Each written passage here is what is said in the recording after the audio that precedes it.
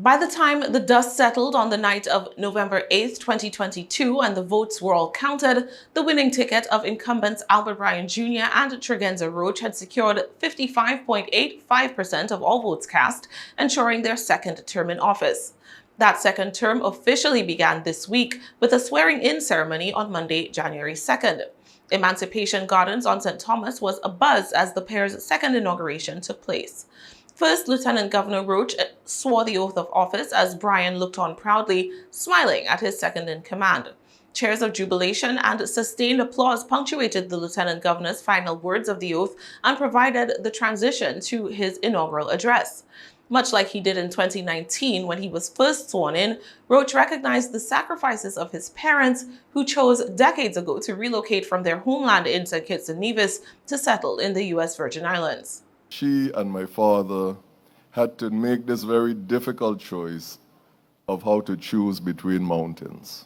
And they left behind one set and came to another and brought us with them. And I know throughout the course of their lives, they must have wondered if they had made the right decision.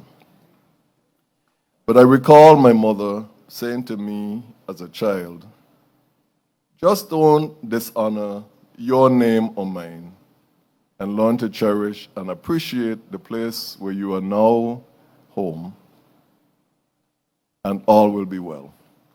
And you, the people of the Virgin Islands, can help me assure my mother today that all is well. I cannot recall a time in my life when I was surrounded by so much love and support by people on the island of St. Croix, and on the island of St. John, and on the island of St. Thomas. And sometimes I don't include Water Island because I know geographically it's included in the description of St. Thomas, but on Water Island as well. And we thank you from the bottom of our hearts. It was then Governor Bryan's turn to swear his oath of service. In his inaugural remarks, the governor reiterated a familiar theme: his commitment to performing the work that is needed to build a better quality of life for all Virgin Islanders in the territory. Be assured that I fully understand the assignment. Yes, we have won a lot of battles in the last 4 years, and we have overcome some formidable obstacles. We are proud of our work in stabilizing the government's finances and in sharing in that success. 4 years from now, when I bid you farewell, there will be many more accomplishments, but still there will be much more to be done. Not because we wouldn't have accomplished a lot, but because there is just that much to do. Hopes, dreams, and actions are renewable.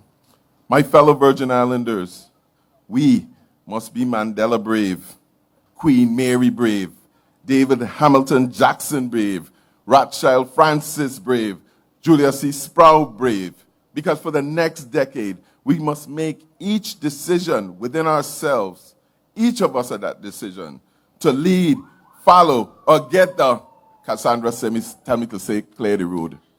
After Monday's official swearing-in ceremony, guests were treated to a military parade, a reception at Fort Christian, and an inaugural ball at Yacht Haven Grand. The ceremony marked the first of 3 days of activities commemorating the pair's re-election, which concluded today, Wednesday, with a post-inaugural church service, among other events.